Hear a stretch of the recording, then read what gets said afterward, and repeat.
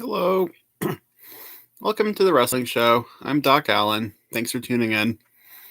Full disclosure, I have a sleeping 1-year-old upstairs, so if I get spirited away at any moment, that's probably why, but we'll see how things go. So today, I'll be covering the December 15th, 2021 episode of AEW Dynamite. This is Winter is Coming 2021. This was live from the sold-out Curtis Caldwell Center in Garland, Texas, which is just outside of Dallas. Our hosts were Tony Schiavone, Taz, and Excalibur.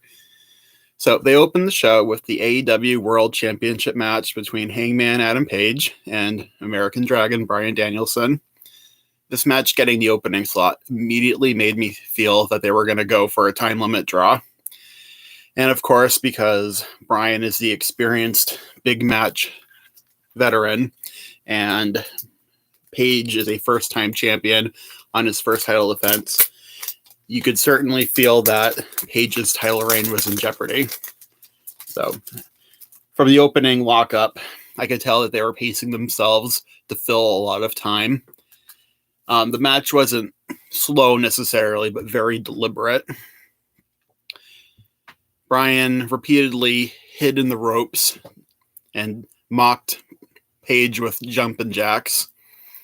Page had trouble controlling his temper, but when Page was able to get an attack in on Bryan, he really made it count, hitting some chops and some like a big boot. Of course, Bryan got coy, offered a handshake. Page rejected it, managed a scoop slam and a drop kick. Bryan started going to work on the legs and the lower spine and midsection. He used the Romero special to set up a dragon sleeper. Page escaped, knocked Bryan to the buckles, and Bryan recovered to work over the legs some more. Page ended up hitting a slingshot plancha, but then he tried following up with an axe handle and got blocked by a kick to the guts. Bryan then hit a diving knee to the head, and that sent us to our first commercial break. They returned with Hangman enjoying some offense. He reversed a surfboard stretch into a power slam. At this point, it felt like Page had about 60% of the crowd behind him. Bryan definitely got a lot of boos, but he did still have some fans here. So Page crotched Bryan on the ropes for a springboard lariat. Then he hit a tope and a top rope moonsault to outside. Bryan then blocked a low lariat, and Hangman immediately countered with a by kind of deadlifting him into a Death Valley driver for a really nice 2 count. They battled in the top rope. Page missed a moonsault. Page then blocked the label lock. Bryan blocked Deadeye and put him in an ankle lock. Page tried the buckshot, but Bryan slipped out of the ring. So Page went back to the moonsault well. This time he got pushed off the apron. Bryan trapped Hangman's arms around the ring post and thrusted his shoulders and head into the steel post. And by now, the crowd hates Bryan, and Bryan is really soaking up the hatred. They cut to more commercials. So by now, it's been about 30 minutes, and they come back from break, and Page had just been busted open. Crowd's booing the fact that the match had stopped so Hangman could get cleaned up. This was probably really the only slow spot in the whole match, and it happened during a commercial, so it didn't end up impacting my overall thoughts about it. Live crowd might have felt differently. So Bryan relentlessly goes after Page's arm. Page is dazed. He couldn't quite hit a slam. Bryan came back with a German suplex and put him in cattle mutilation.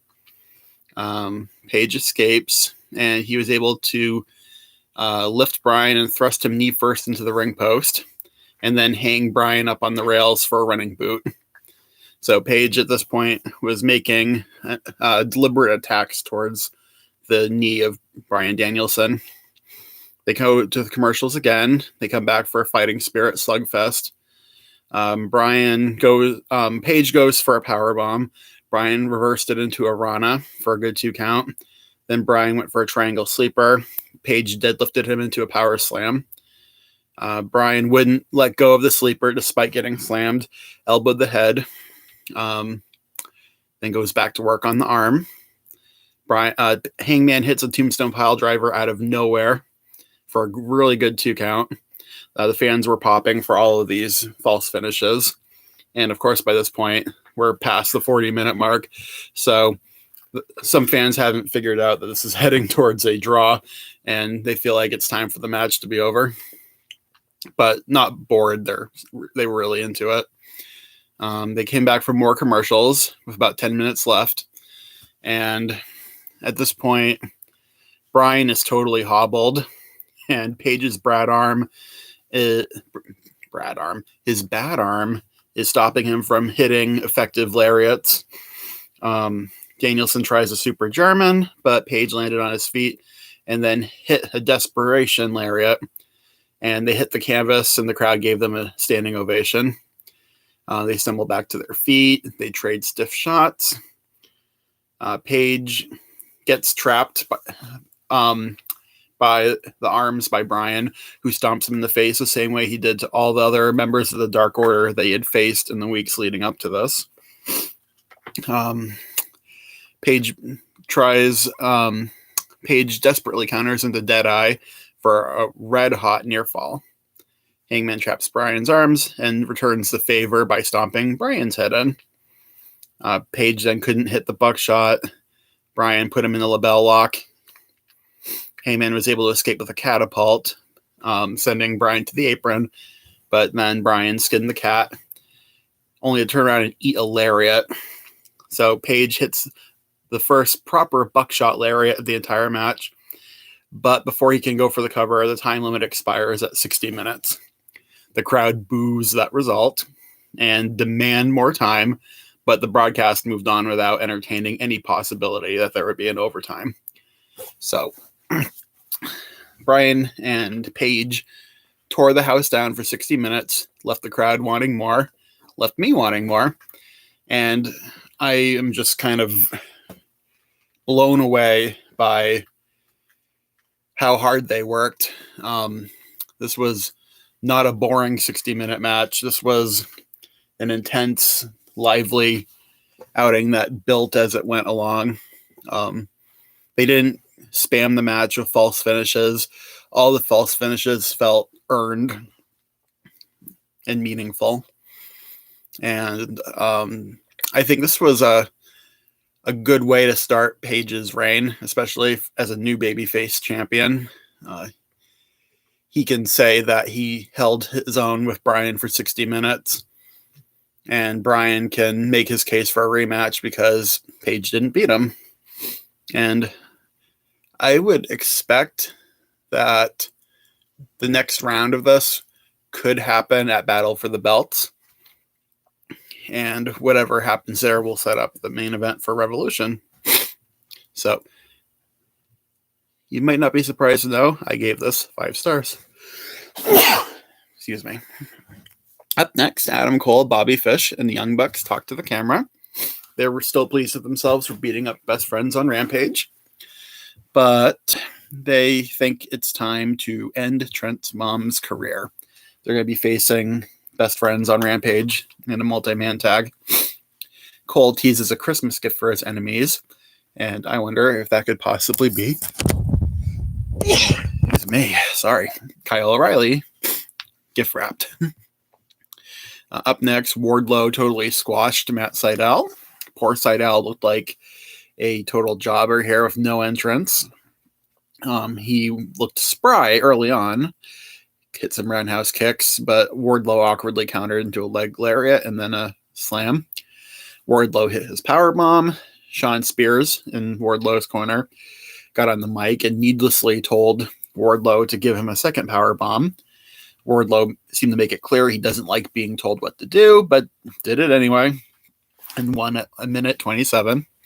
So this wasn't a great squash, but I totally understand the rationale behind it. This did well to clear everyone's palate or serve as a palate cleanser from the 60-minute match. So, and as the show would continue, the following matches benefited greatly from having this come down match. And so, no rating. It was a squash, just not a very good squash, but one that served the purpose.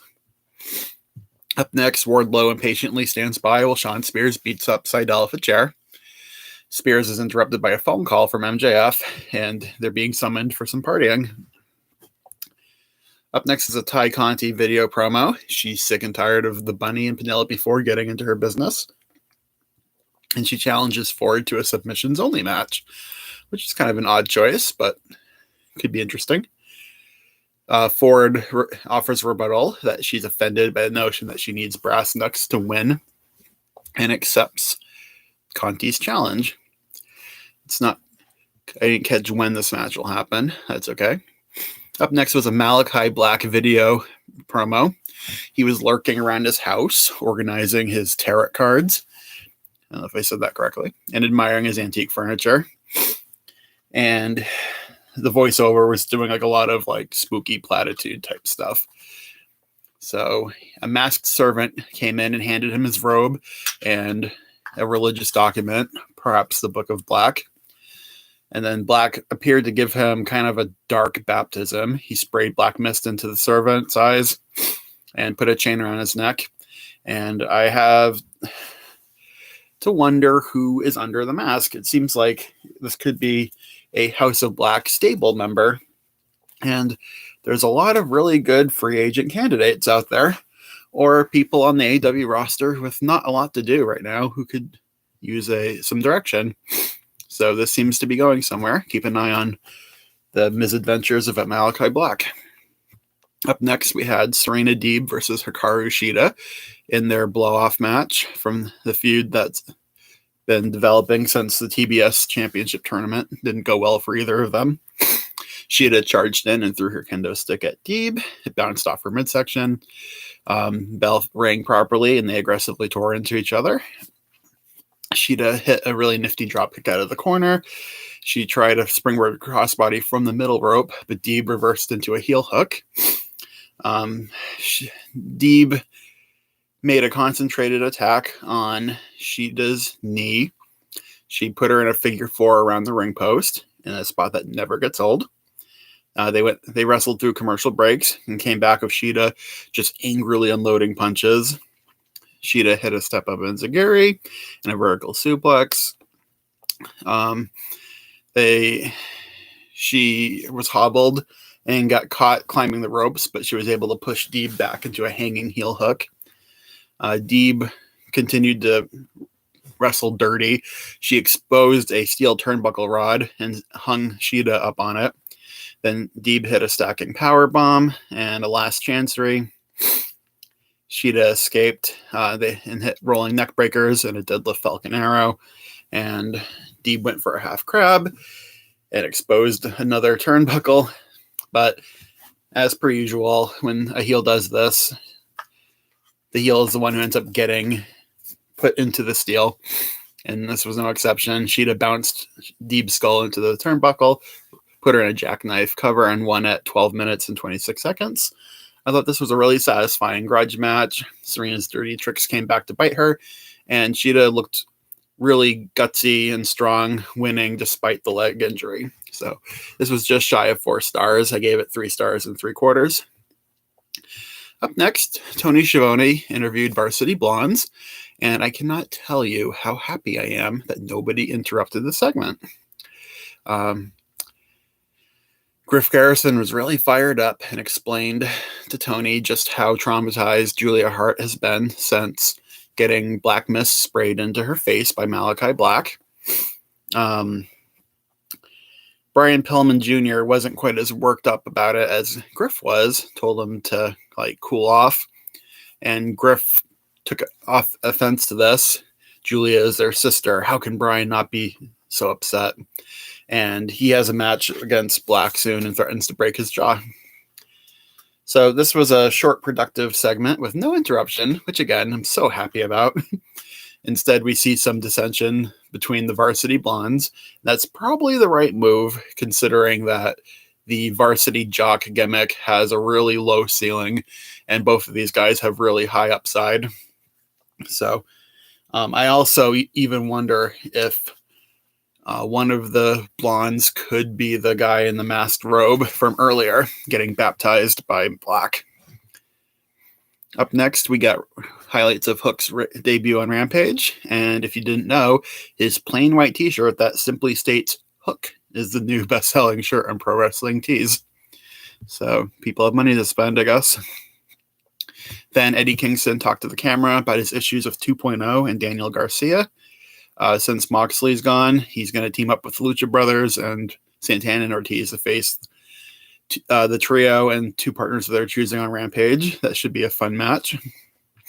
And of course, Kingston has kind of a complicated history with the Lucha Brothers. And since everyone's firmly established as baby faces now, I'm not sure that will matter or come up. So then it was time for the main event. MJF came to the ring first with a microphone in hand. He had some really vulgar insults for the city of Garland and the city of Dallas. I'm not going to repeat them because I don't want my video to get flagged. The fans chanted for CM Punk. So MJF mocked Punk for his lowbrow promo from last week where he made fun of local sports teams for 10 minutes. MJF compares or dismisses Punk's undefeated streak in AEW, saying you won a bunch of lackluster matches against lesser opponents, so that makes you the new Ryback. Crowd gave that one an ooh. MJF says that he was born in 1996 and is the only young talent that matters in AEW, and now he's about to become a 3-time Dynamite Diamond winner because, as he put it, I don't claim to be the best in the world, I just am. So, good stuff from MJF on the mic here. Really pushing the envelope as far as what you can say on TV. So the main event was the Dynamite Diamond match between MJF and Dante Martin with no Lio Rush by his side. Although it has come out that Rush and Martin were in cahoots the whole time, that it appeared that Martin had joined Team Taz. And Taz was actually pretty funny on commentary here. He kept saying that Martin was snaky and making that, trying to save face by saying like Team Taz is better off without Martin. So good disingenuous heel stuff from Taz. So one thing I forgot to mention in the previous promo, MJF had said that he was going to beat Punk with a single side headlock takeover. And that's the move he tried to finish Martin off immediately here. But of course, Martin broke free. So this was a very good match that played to both guys' strengths. Martin had more than ample opportunities to show off his athleticism and his high flying skills. And MJF, I don't think gets enough credit for just how good he is as a technical wrestler in the ring. They really did some complex stuff as far as the reversals go. When Martin was building some momentum, MJF kept stalling and trying to leave. So Martin kept catching him with dives from different side corners of the ring. But then it went a little too far. Martin went for a springboard shooting star press. Almost totally missed MJF, but his knee caught MJF in the head, and then Martin took a pretty bad landing right at the bottom of the ramp. So that was the holy bleep moment of the match. So MJF tries to walk away from a double springboard attempt after that. Martin cold cocked him in the face. They did a bunch of nifty near falls. MJF went for the side headlock takeover. Martin broke free and tried using the hold himself too.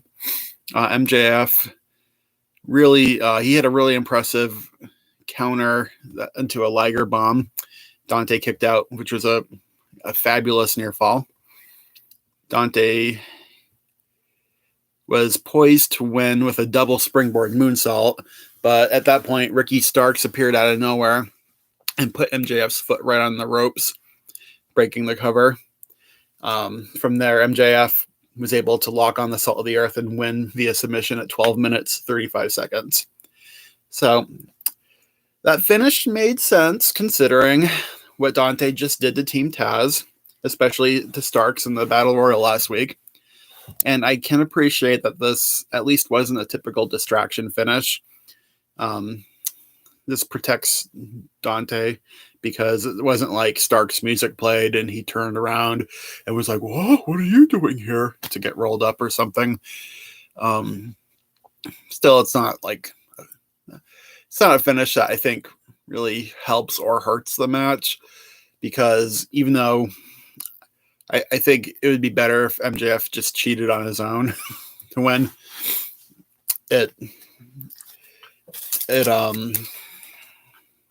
there's enough. I can talk myself into not disliking the finish enough, so it's not going to have played a factor in my rating.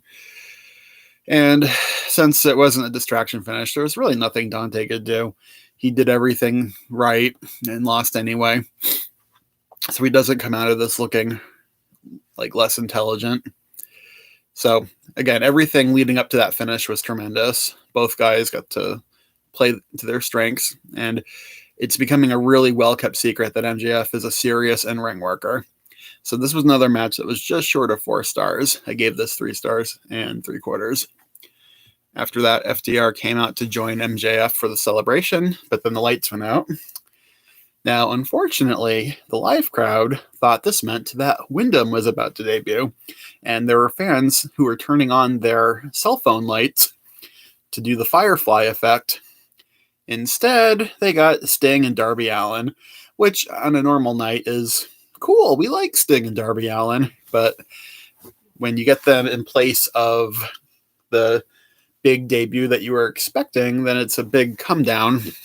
So Sting and Darby get a mixed reaction, but the fans quickly adjusted and started chanting for CM Punk when FTR and MJF used their numbers advantage to kind of put the boots to them. CM Punk shows up right on time with Sting's baseball bat, and he clears out the ring and stands tall of Sting. And we learn that next week at the Greensboro Dynamite, instead of just FTR versus Sting and Darby, it's going to be FTR and MJF against CM Punk, Darby, and Sting. So I know that tickets for that show have been soft compared to how most live Dynamites have been doing lately. So that will hopefully sell some extra tickets for them. So my final thoughts was that we had 3 great matches, including an easy match of the year contender. And this also set up a bunch of big stuff for later. I struggle to find faults with this show. This was a really great episode, and I give it a heartfelt recommendation. I also thought that this show was less busy and cluttered than some recent Dynamites, especially since the few interviews that we did get were able to just play out without interruptions. So if this was a show that felt like it was allowed to breathe. Hey, Blonde Nirvana is in the chat. He says, who do you think would have been a good debut during that blackout?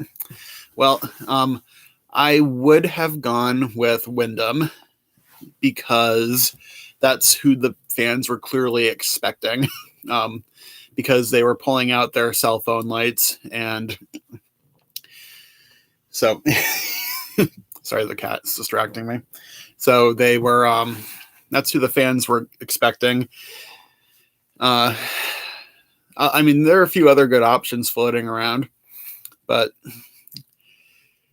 and it's not like AEW did anything that would have made you think that you should expect Wyndham, other than just the timing of his non-compete coming up and fans turning into a meme online. I saw a lot of Wyndham is coming photoshopped images on Twitter and the like.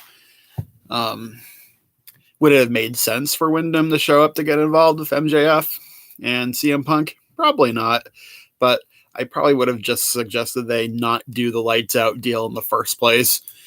There's 1,000 other ways that you can get Sting and Darby to come out without toying with the live fans' expectations.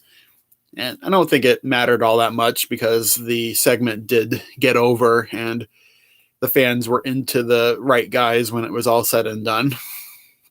So it was a good rebound. So that was Winter is Coming. Really good show. Enjoyed it. So if you haven't yet, I would be so happy if you could click subscribe and give this video a thumbs up if you're feeling so kind. Don't forget, I have a new Twitter account. It's at Doc Allen DWS. And also please visit thewrestlingsite.com. We have roughly 15 years worth of wrestling reviews for you to thumb through. Pretty deep archives, a lot of classic content, which I know a lot of you like. And if you're interested in writing for the wrestling site, please join the forum and send your reviews directly to Eric Von Erich via direct messaging. Anything else? I guess I should plug that I will not be doing this live stream next week because of the holidays. But I will keep up the weekly review of Dynamite for now. Thanks for tuning in and take care.